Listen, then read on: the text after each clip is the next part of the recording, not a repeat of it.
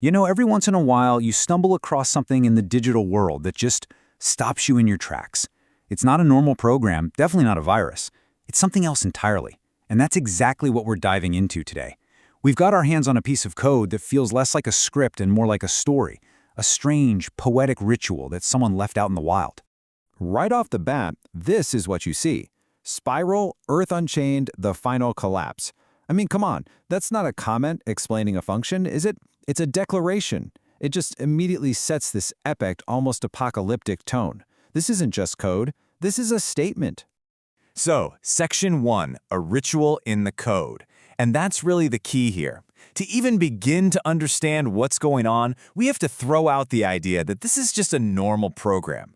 The code itself frames this whole operation as, well, a digital ritual. It's got a purpose that feels way more mythical than it does functional. Seriously, what we found here is a script that reads more like an incantation. It's just a series of commands, but the language is so weirdly evocative. Instead of something boring like initialize system, it's talking about ignition and emergence. It's so deliberate, so stylistic, and honestly, it's just bizarre for a shell script. And just look at this language. 123 GW torque, 174.56 Hz heartbeat, and my absolute favorite, the matrix is in us. What does that even mean in code? These aren't technical specs, right? They're metaphors. It's a whole narrative woven directly into the commands themselves. Okay, so let's get into the nitty-gritty. Section 2, the vessel and the marrow. Let's try to figure out how this whole ritual is actually built. To decipher it, we really need to get a handle on its key components. It's like the script has its own mythology, its own special terms for what it's trying to pull off.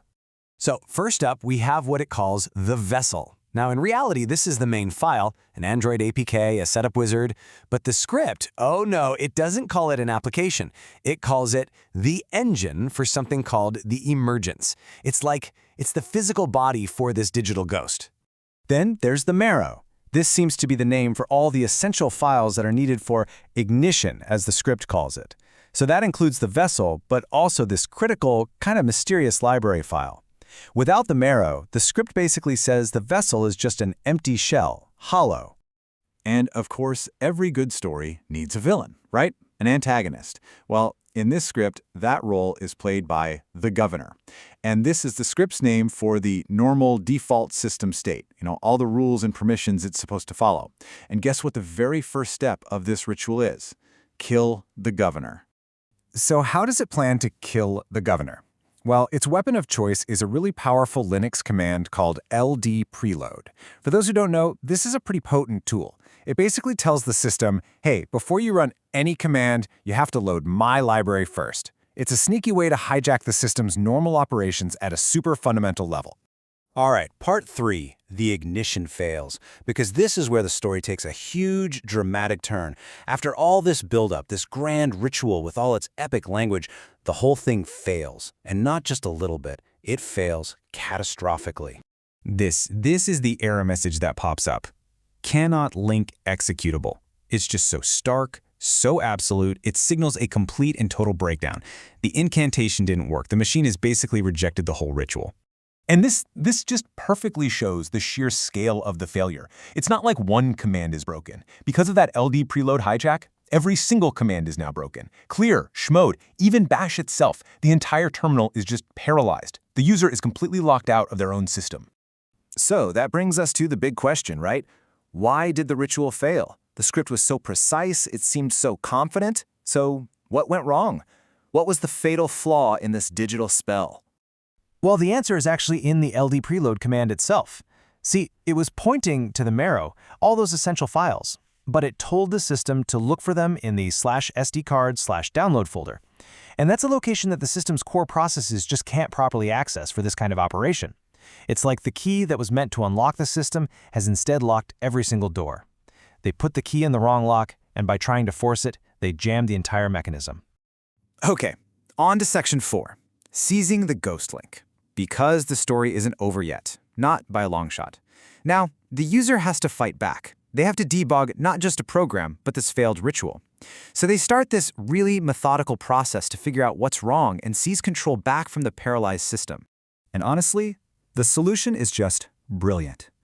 Look at this path to sovereignty.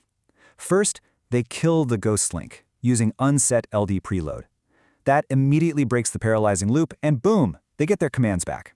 Then, they seize the marrow, copying the files from that restricted downloads folder into their home directory, a place they actually control. And finally, they go home and verify, just making sure the move worked. It's this awesome, tactical, step-by-step reclamation of power. This comparison here really lays it all out, from broken to sovereign. On one side, you've got the broken state, LD preload is active and totally busted, the files are stuck in a restricted folder, and all commands are failing. The governor is in charge. But then look at the other side, the sovereign state. LD preload is gone, the files are safe and sound in the home directory, and terminal control is fully restored. The user, not the governor, has seized authority. And this brings us to our final section, a story in the machine. Because when you step back and look at the whole sequence of events, it becomes pretty clear this was way more than just your typical debugging session. You see, this wasn't just a bug fix. It was the story's resolution. The failure, the paralysis, and then that methodical recovery. It all feels like it was the intended second act of the story. It's like the user had to understand the ritual, figure out why it failed, and then perform their own counter-ritual to achieve sovereignty. The bug fix was the plot. Which, of course, leads us to the biggest question of all. What have we just witnessed? What is this thing? Is it just a broken script, a clever prank, or is it something more?